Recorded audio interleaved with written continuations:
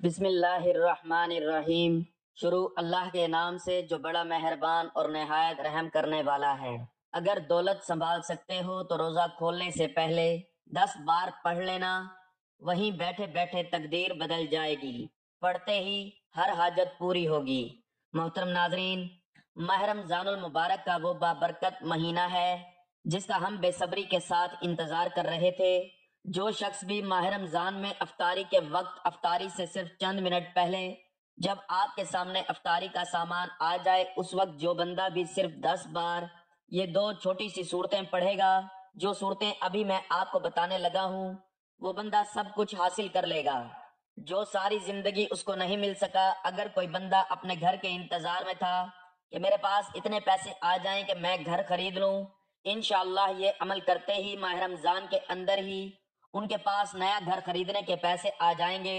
اور اسی طرح جو شخص مقروض ہے، وہ اپنے قرضے کی وجہ سے پریشان تھا کہ کہیں سے اتنے پیسے آ جائیں کہ میں اپنا سارا قرضہ اتار دوں، تو انشاءاللہ اس عمل کی برکت سے ماہ رمضان ختم ہونے سے پہلے پہلے آپ کے لیے پیسوں کا انتظام ہو جائے گا، یہاں تک کہ آپ کا سارا قرضہ اتر جائے گا۔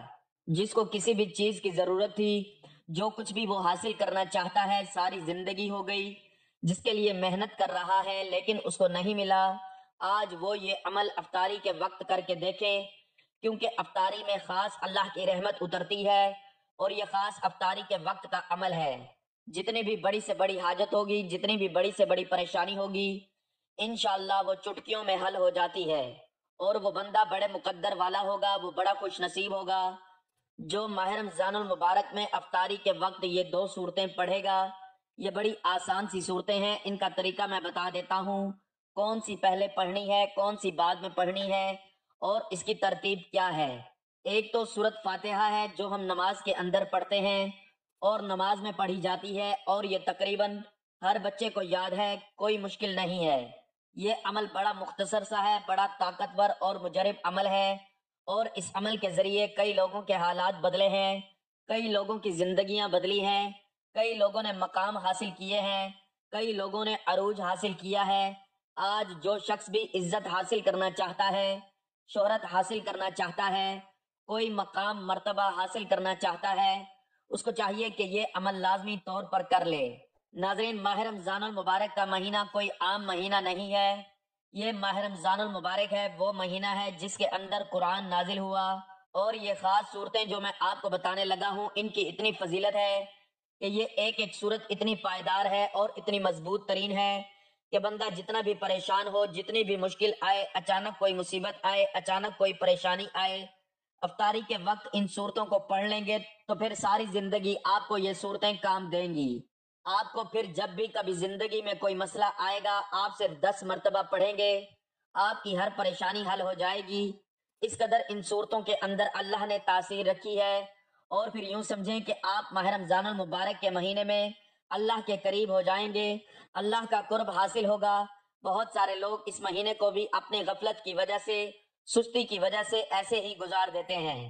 رمضان المبارک ہمارے لیے اللہ تعالیٰ کا خصوصی انعام ہے، یہ مہینہ نزول قرآن کا مہینہ ہے، اللہ تعالیٰ کی خاص رحمتوں اور برکتوں کا نزول، فراخی رزق، ایک دوسرے کی خیر خواہی، اور جنت میں داخل ہونے کے لیے اور جہنم سے نجات حاصل کرنے کے لیے کی جانے والی کاوشوں کا مہینہ ہے۔ آخری کتاب و شریعت کے نزول کے ساتھ ہی اس ماہ میں حضور اکرم صلی اللہ علیہ وآلہ وسلم کو نبوت کی بشارت دی گئی۔ یہ مقدس مہینہ اپنے اندر بے پناہ محاسن و فضائل سمیٹے ہوئے ہے، جیسا کہ قیام اللیل، اجتماعیت، تلاوت قرآن، دعا، انفاق فی سبیل اللہ، لیلۃ القدر اور اعتکاف، جن کو پا کر انسان بے پناہ ثمرات حاصل کر سکتا ہے۔ رمضان المبارک ہجری قمری سال کا 9واں مہینہ ہے، جس میں صبح صادق سے غروب آفتاب تک چند امور سے قربت خدا کی نیت سے پرہیز کیا جاتا ہے، مثلاً کھانا پینا اور بعض دوسرے مباح کام ترک کر دیے جاتے ہیں۔ شرعی زبان میں اس ترک کا نام روزہ ہے، جو اسلام کی ایک اہم ترین عبادت ہے۔ رمضان عربی کا لفظ ہے جس کا اردو میں معنی شدت حرارت کے ہیں، یعنی اس ماہ میں اللہ تعالیٰ روزہ کی برکت اور اپنی رحمت کے ذریعے اہل ایمان کے گناہوں کو جلا دیتے ہیں اور ان کی بخشش فرما دیتے ہیں۔ رمضان رمز سے ماخوذ ہے جس کے معنی دھوپ کی شدت سے، پتھر، ریت وغیرہ کے گرم ہونے کے ہیں، اس لیے جلتی ہوئی زمین کو رمضہ کہا جاتا ہے، اور جب پہلی دفعہ روزے واجب ہوئے تو ماہ رمضان سخت گرمیوں کے ایام میں پڑا تھا۔ جب روزوں کی وجہ سے گرمیوں کا احساس بڑھا تو اس مہینے کا نام رمضان پڑ گیا۔ یہ مہینہ نیکیوں اور اطاعت کے لیے موسم بہار کی طرح ہے، اس لیے رمضان المبارک سال بھر کے اسلامی مہینوں میں سب سے زیادہ عظمتوں، فضیلتوں اور برکتوں والا مہینہ ہے۔ رمضان کا روزہ فرض اور تراویح نفل سنت موقدہ ہے۔ اس ماہ میں اللہ تعالیٰ اہل ایمان کو اپنی رضا، محبت و عطا، اپنی ضمانت و الفت اور اپنے انوارات سے نوازتا ہے۔ اس مہینہ میں ہر نیک عمل کا اجر و ثواب کئی گنا بڑھا دیا جاتا ہے۔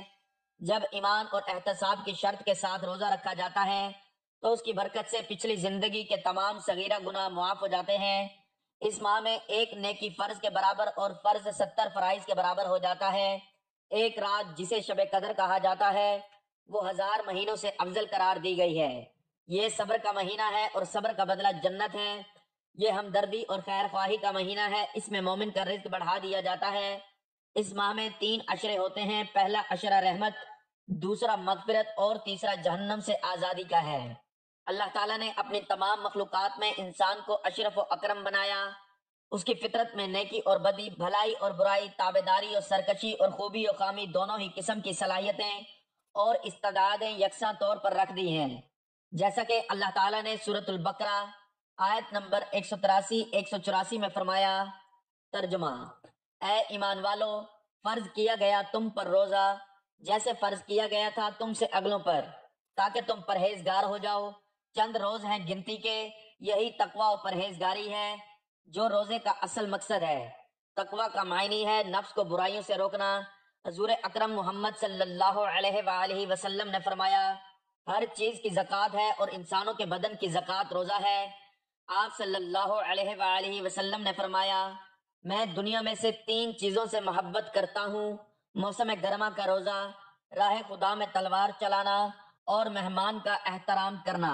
ایک صحابی رضی اللہ تعالیٰ عنہ نے حضور اکرم صلی اللہ علیہ وآلہ وسلم سے عرض کیا، اے اللہ کے رسول، مجھے کسی ایسے عمل کا حکم دیجئے جس سے اللہ تعالیٰ مجھے نفع دے۔ آپ صلی اللہ علیہ وآلہ وسلم نے ارشاد فرمایا، روزہ رکھا کرو، اس کے مثل کوئی عمل نہیں۔ قرآن و حدیث کی روشنی میں روزہ کی فرضیت و فضیلت۔ قرآن حکیم میں روزہ کی فرضیت کے بارے میں اللہ تعالیٰ نے ارشاد فرمایا، یا ایھا الذین آمنوا کتب علیکم الصیام کما کتب علی الذین من قبلکم لعلکم تتقون۔ ترجمہ: اے ایمان والو، تم پر اسی طرح روزے فرض کیے گئے ہیں جیسے تم سے پہلے لوگوں پر فرض کیے گئے تھے، تاکہ تم پرہیزگار بن جاؤ۔ حضور اکرم صلی اللہ علیہ وآلہ وسلم نے ارشاد فرمایا۔ ترجمہ: روزہ جہنم کی آگ سے ڈھال ہے، جیسے تم میں سے کسی شخص کے پاس لڑائی کی ڈھال ہو۔ حضرت ابو ہریرہ رضی اللہ تعالیٰ عنہ سے مروی ہے کہ حضور نبی اکرم صلی اللہ علیہ وآلہ وسلم نے روزہ کی فضیلت بیان کرتے ہوئے فرمایا۔ ترجمہ: جس نے بحالت ایمان ثواب کی نیت سے رمضان کے روزے رکھے اس کے سابقہ گناہ معاف کر دیے جاتے ہیں۔ حضرت ابو ہریرہ رضی اللہ تعالیٰ عنہ سے مروی ہے کہ حضور نبی اکرم صلی اللہ علیہ وآلہ وسلم نے فرمایا۔ ترجمہ: آدم کے بیٹے کا نیک عمل 10 گنا سے لے کر 700 گنا تک آگے جتنا اللہ چاہے بڑھاتا جاتا ہے۔ اللہ تعالیٰ نے فرمایا ہے، روزہ اس سے مستثنیٰ ہے کیونکہ وہ میرے لیے ہے اور میں ہی اس کی جزا دوں گا۔ بدرجہ بالا احادیث مبارکہ سے یہ چیز واضح ہوتی ہے کہ اعمال صالحہ کا ثواب صدق نیت اور اخلاص کی وجہ سے 10 گنا سے بڑھ کر 700 گنا تک، بلکہ بعض دفعہ اس سے بھی زیادہ ہوتا ہے۔ لیکن روزہ کا ثواب بے حد اور بے اندازہ ہے، یہ کسی ناپ تول اور حساب و کتاب کا محتاج نہیں، اس کی مقدار اللہ تعالیٰ کے سوا کوئی نہیں جانتا۔ روزے کی اس قدر فضیلت کے درج ذیل اسباب ہیں۔ روزہ لوگوں سے پوشیدہ ہوتا ہے، اسے اللہ تعالیٰ کے سوا کوئی نہیں جان سکتا، جبکہ دوسری عبادتوں کا حال لوگوں کو معلوم ہو سکتا ہے۔ اس لحاظ سے روزہ خالص اللہ تعالیٰ کے لیے ہی ہے۔ روزے میں نفس کشی، مشقت اور جسم کو صبر و برداشت کی بھٹی سے گزارنا پڑتا ہے۔ اس میں بھوک، پیاس اور دیگر خواہشات نفسانی پر صبر کرنا پڑتا ہے، جبکہ دوسری عبادتوں میں اس قدر مشقت اور نفس کشی نہیں ہے۔ روزہ میں ریاکاری کا عمل دخل نہیں ہوتا، جبکہ دوسری ظاہری عبادات مثلا نماز، حج، زکوٰۃ وغیرہ میں ریاکاری کا شائبہ ہو سکتا ہے۔ کھانے پینے سے استثناء روزہ دار کو اللہ تعالیٰ کے قریب کر دیتا ہے۔ روزہ کے ثواب کا علم اللہ تعالیٰ کے سوا کسی کو نہیں، جبکہ باقی عبادات کے ثواب کو اللہ تعالیٰ نے مخلوق پر ظاہر کر دیا ہے۔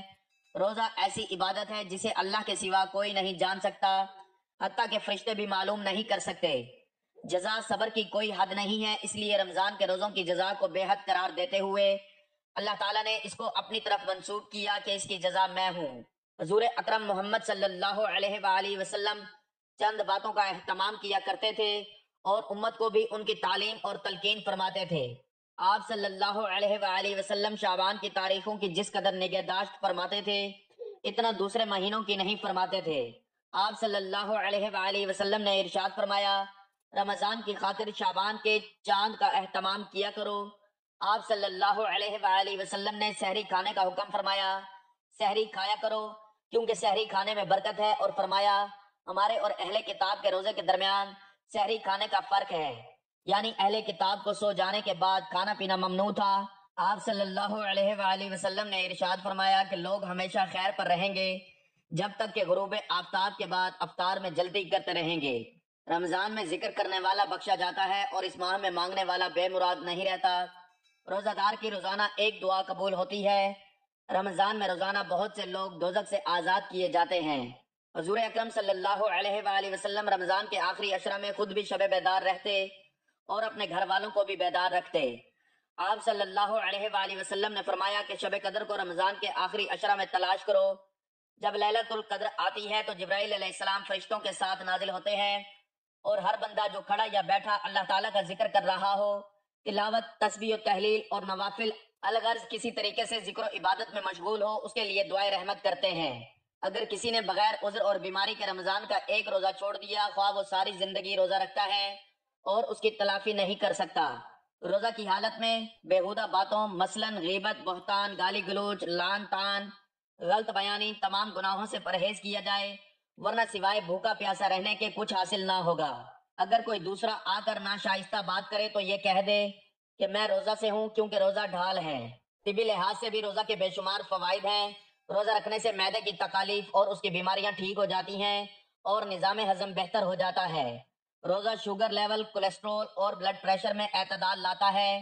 روزے کے دوران خون کی مقدار میں کمی ہو جاتی ہے اور اس کی وجہ سے دل کو انتہائی فائدہ مند آرام پہنچتا ہے۔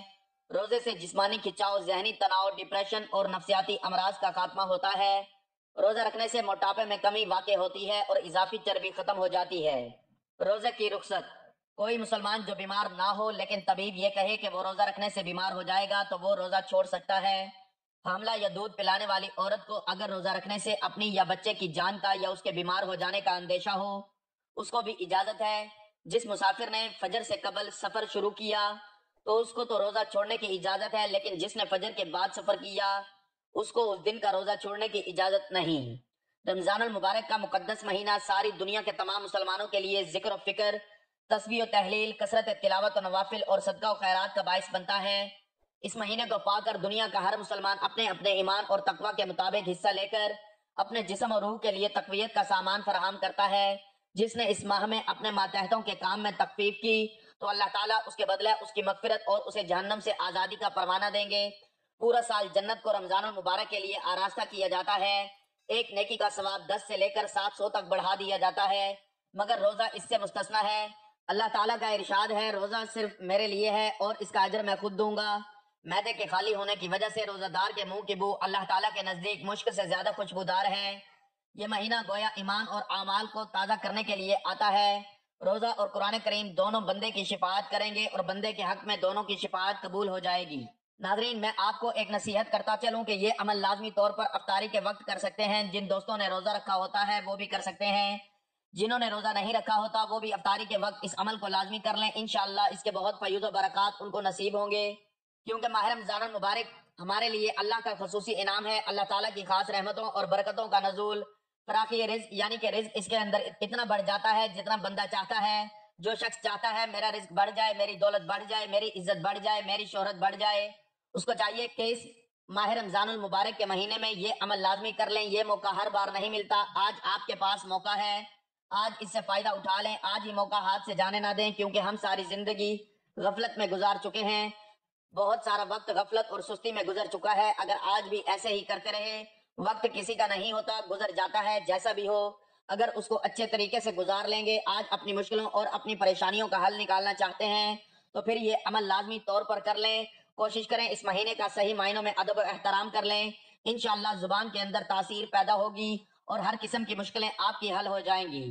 سب سے پہلے دوستو آپ نے افطاری سے پہلے وضو کر لینا ہے، وضو کر کے آپ نے افطاری کرنی ہے، کیونکہ یہ عمل خاص ہے اور آپ نے اس کو حالت وضو میں ہی کرنا ہے، بغیر وضو کے کوشش کرنی ہے کہ آپ اس عمل کو نہ کریں۔ سب سے پہلے آپ نے نبی کریم صلی اللہ علیہ وآلہ وسلم کی ذات گرامی پر درود پاک پڑھنا ہے، اور کوشش کریں اس ماہ رمضان المبارک میں درود پاک کی کثرت رکھیں، چلتے پھرتے اٹھتے بیٹھتے اپنی زبان پر استغفار اور درود پاک کو ضرور جاری رکھیں۔ انشاءاللہ اس سے آپ کے حسن میں بھی نکھار آئے گا، آپ کا چہرہ بھی خوبصورت ہوگا اور آپ کی زبان سے نکلنے والے الفاظ کے اندر بھی اللہ تاثیر پیدا فرمائے گا۔ جہاں جائیں گے آپ کو انشاءاللہ کامیابیاں حاصل ہوں گی۔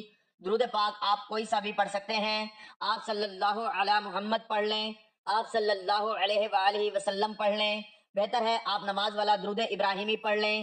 ایک مرتبہ ثواب کی نیت سے میرے ساتھ بھی پڑھیے گا۔ اللہم صلی علی محمد وعلی آل محمد کما صلیت علی ابراہیم وعلی آل ابراہیم انکا حمید مجید۔